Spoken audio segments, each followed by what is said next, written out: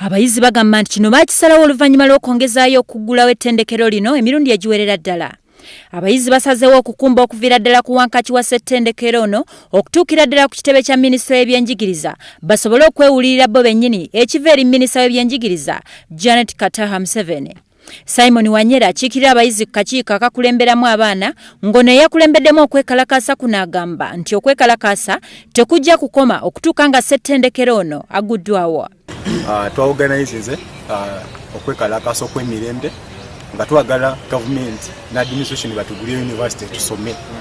Era tetwasazeewo tumobilizinze bannaffe basidisi bannaffe tubeere wamu nga tusaba gavumenti ne Museveni bakole ki batuukirize ebisuubizo byabawe eri banani teaching staff.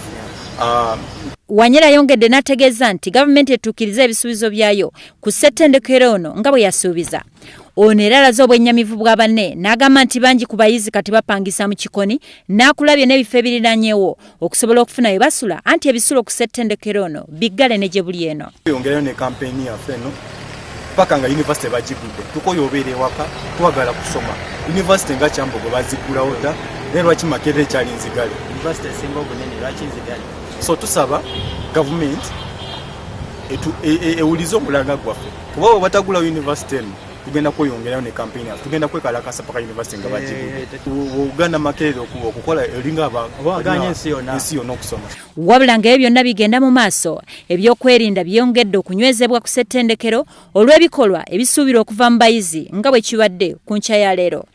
Eggulu erikusakiddwa Goleti Kagaba ku lwa WBS Amasunsule.